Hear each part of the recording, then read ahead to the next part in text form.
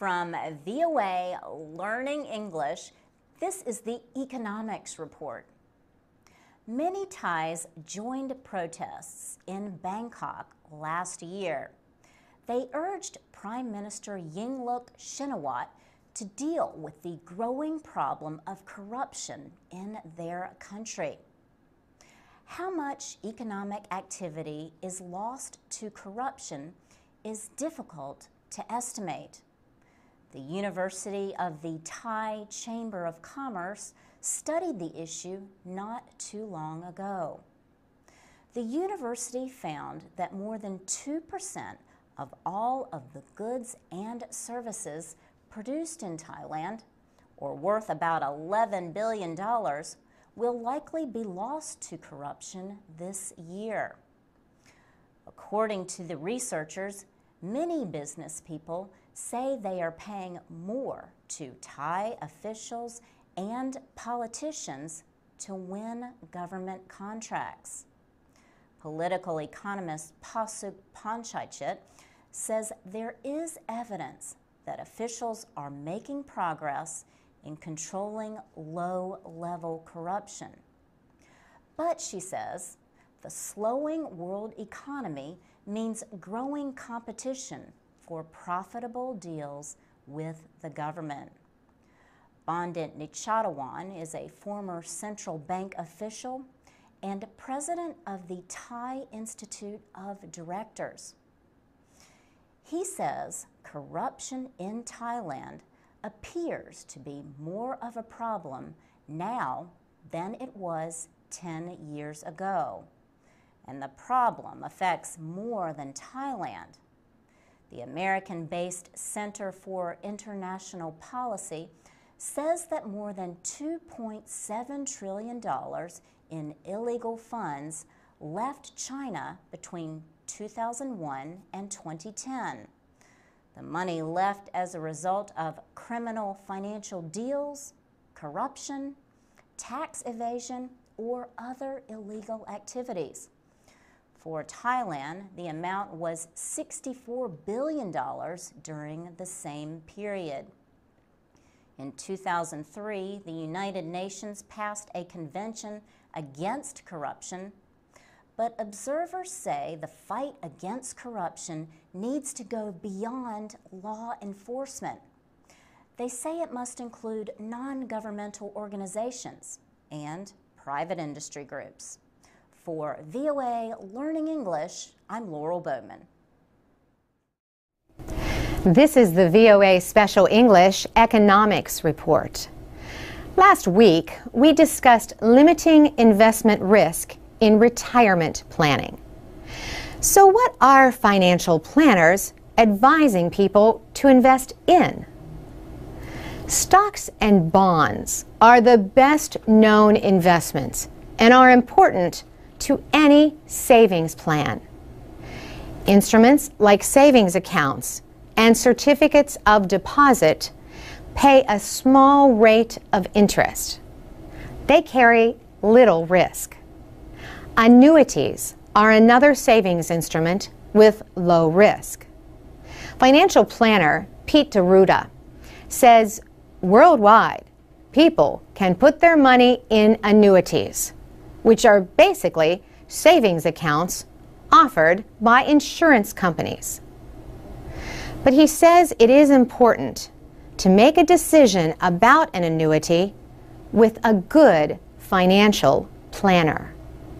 He warns that annuity agreements can be complex, and many bad ones are out there. Pete DeRuta says good planning means placing money into financial securities and accounts that have different risk levels, using asset allocation. So true asset allocation is having some in stocks, some in bonds, some in mutual funds, but then some in other places with guaranteed income, and then safety and liquidity kind of accounts for emergencies. This method of savings follows the old saying, you should not put all your eggs in one basket. But that is not for everyone. Sandy Taylor is with the investment company Charles Schwab in South Florida. She advises investors every day. She says many investors have a personal style. There are conservative investors. A conservative investor, by definition, typically has 80% of their portfolio within fixed income markets and cash. Even in retirement, Sandy Taylor says some people have their entire financial portfolio or set of investments in stocks. They are the aggressive investors. In saving for retirement, there can be a difference between what people believe and what they actually do. In a recent Charles Schwab study, most Americans said they believe it would be easier to save for retirement if they were single. But the study found that 85% of married people had started saving, while only 2/3 of singles had. Sandy Taylor says younger people may seek short-term goals.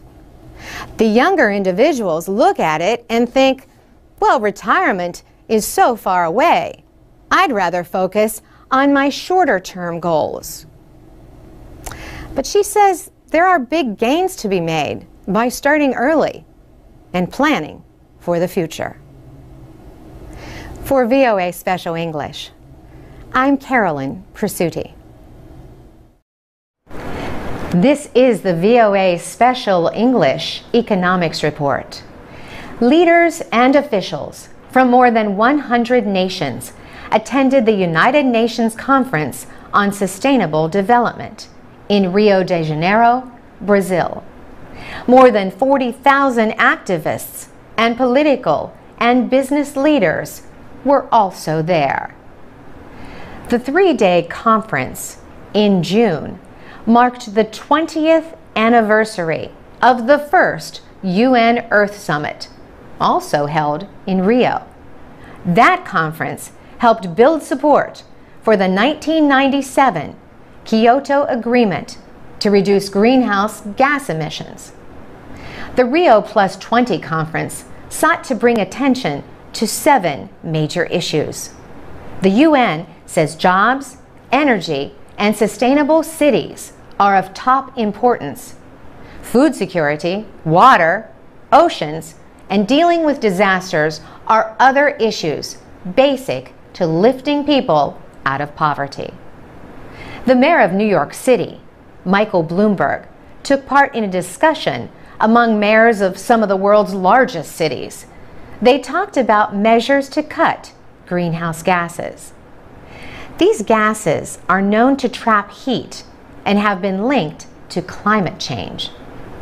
Cities are responsible for up to 75% of the gases. Mr. Bloomberg said the world's mayors are taking the lead on issues like the environment and sustainability. He said, even as progress at the national and international level has faltered, it's fair to say that world cities have forged ahead. And the reason for that is clear: mayors. He called them the great pragmatists on the world stage and said they are directly responsible for the well-being of the majority of the world's people. He said mayors just don't have the luxury to simply talk about change and not deliver it. Mayors reported using electric vehicles, better street lighting, and improved waste management to reduce cities' greenhouse emissions. Bindu Lohani is a top official with the Asian Development Bank based in the Philippines. The bank has promised billions to sustainable development. Mr. Lohani said Asia's fast growth places heavy pressure on the environment and society. He says the bank predicts that by 2050, more than 50% of the global economy will be in Asia. Some environmental activists complained that there were many promises of action at the Rio Plus 20 conference, but few clear targets for reducing pollution and the use of natural resources. For VOA Special English, I'm Carolyn Presutti. To learn more about the Rio 20 conference, go to voaspecialenglish.com. You can also share your thoughts about the meeting. And you can read, listen, and learn English with our programs and activities. This is the VOA Special English Economics Report. How much does a college education cost? In the United States, the College Board releases yearly reports on prices at colleges and universities. The group bases its findings on published tuition and fees, meaning the prices officially listed by the school.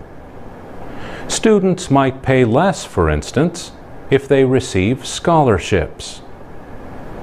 Nationally, tuition and fees at public four-year colleges and universities rose more than 8% during the academic year that just ended. The increase was 7% if you exclude California.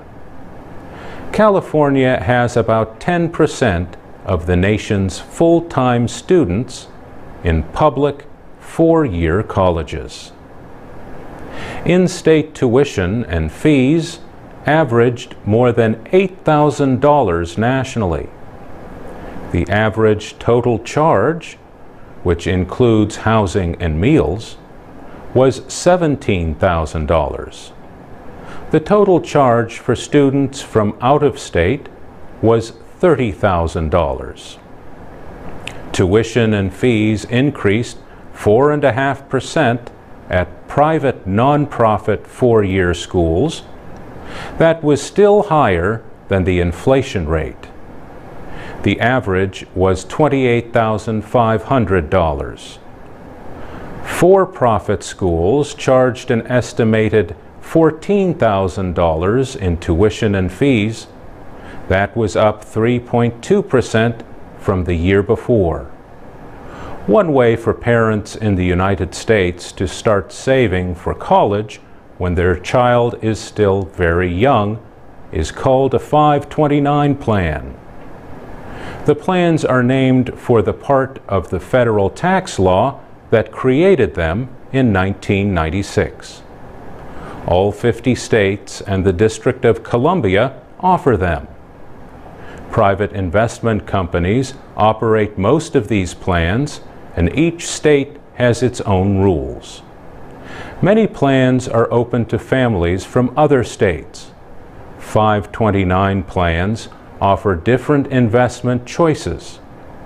Families must decide how aggressively they want to put money into stocks, bonds, or other investments that can rise or fall in value. There are limits on how much families can put into 529 plans. Another choice is called a prepaid tuition plan.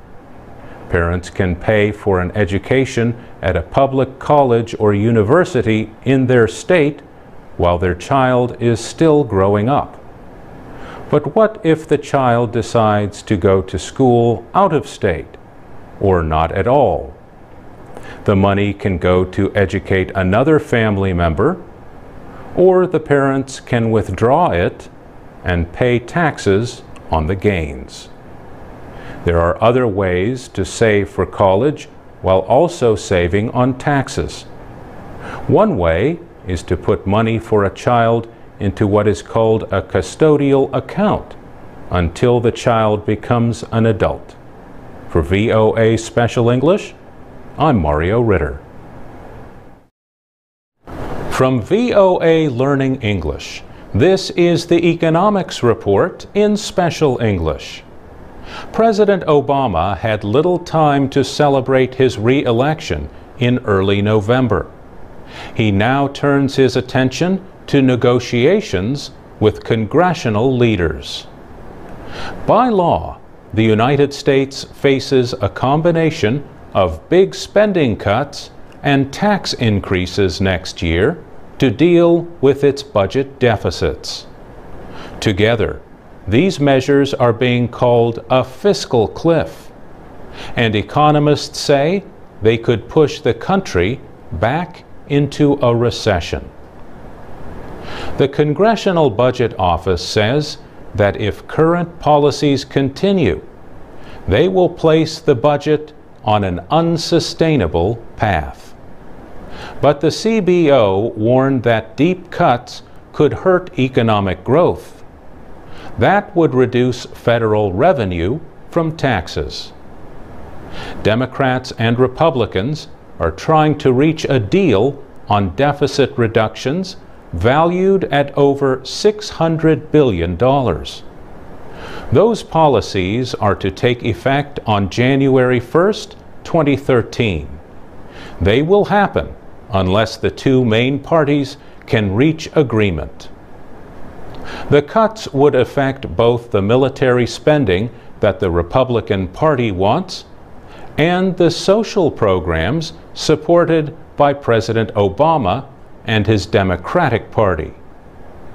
The Democrats control the United States Senate, while Republicans hold a majority in the House of Representatives. One issue is whether to extend tax rate reductions that have been in place for years. Those tax cuts are set to disappear at the end of this year. The reduced tax rates apply to all Americans, whatever they earn. Republican lawmakers say they continue to support all of the lower tax rates.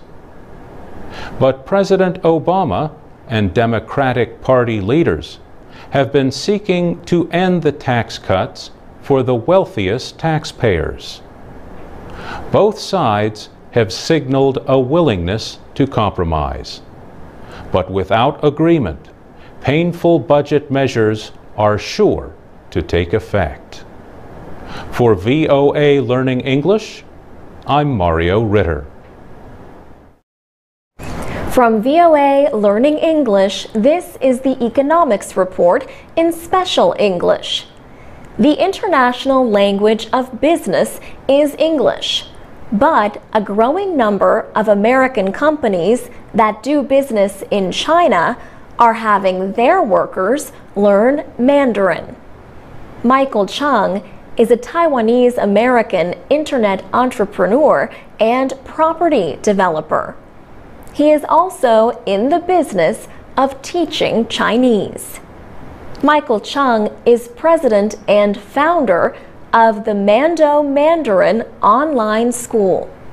The school is based in New York and uses teachers in China to teach over webcams. Michael Chung says China is now the world's second largest economy. He says it makes sense to engage people in their own language and to understand their culture. He says that goes a long way in building strong relationships, especially with the Chinese. Michael Chung says that as China's economic power has increased, so has its cultural power.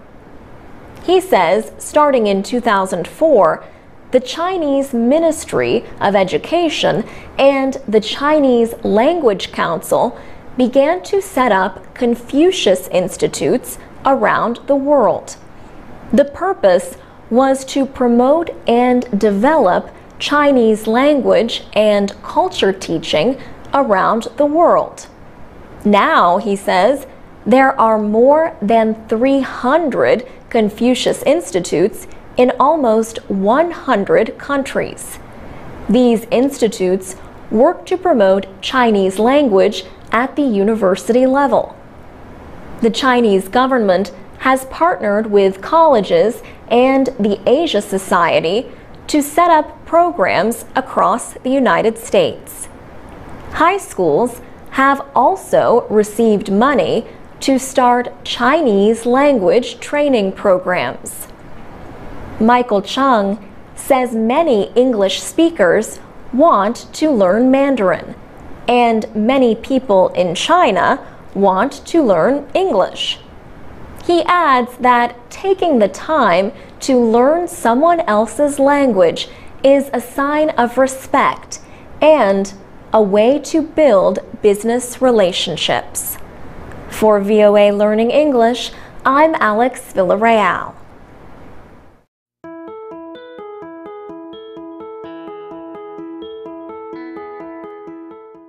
From VOA Learning English, this is the Economics Report.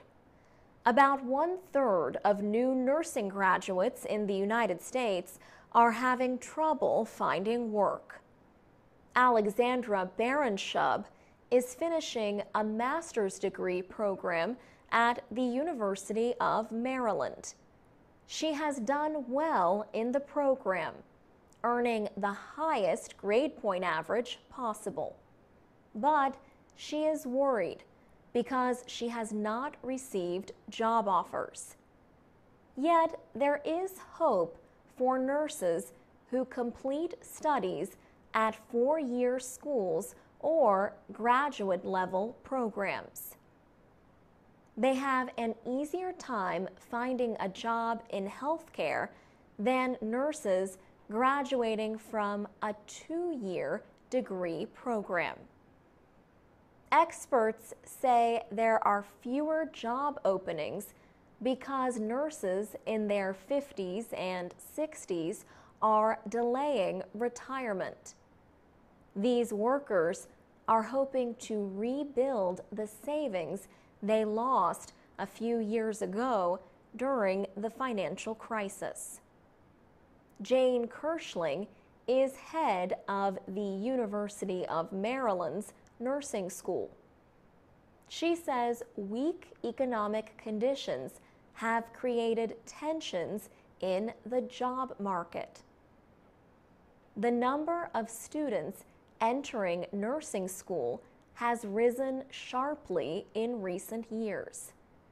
At the same time, the United States is preparing for the retirement of millions of baby boomers. That is the name given to Americans born between the end of World War II and the early 1960s. Hundreds of thousands of nurses are expected to retire just as people their age need more medical care. Healthcare laws are changing in the United States. Health experts say they expect demand for nurses to care for the sick and aged to grow. They say many older nurses will retire if the economy improves. This would create job openings for younger nurses and recent college graduates. For VOA Learning English, I'm Alex Villarreal.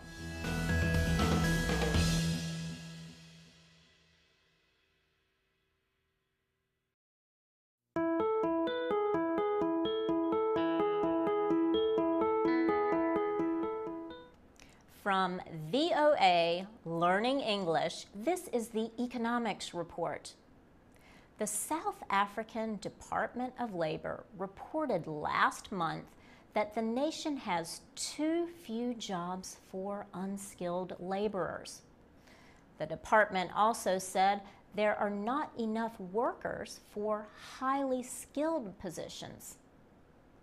The sharp differences between jobs and skills were apparent recently when officials advertised a job opening in the government. The position was that of Auditor General or Chief Financial Supervisor. With a 26% unemployment rate nationwide, there was no shortage of interest in the job. 90 people asked to be considered, but officials said many of them lacked the necessary skills or education. The Auditor General is responsible for supervising and independently examining South Africa's finances. The advertisement said the position required the person to be a trained accountant, but many unqualified people applied. The Labor Department report blamed the nation's poor education system. But for unskilled workers, the story is very different. Restaurant industry official T.J. Vonderwalt says the businesses he works with get a huge number of applications for every job. Seja Motopo Motau is a member of South Africa's parliament. He says education has been a major problem in South Africa's development. He notes that many blacks received a poor education under white minority rule. Apartheid officially ended in 1994. He says many people are university graduates, but they cannot get jobs where there is a need for skilled workers. This is because the education these graduates have is not enough to place them in jobs with high skill requirements. For VOA Learning English, I'm Laurel Bowman.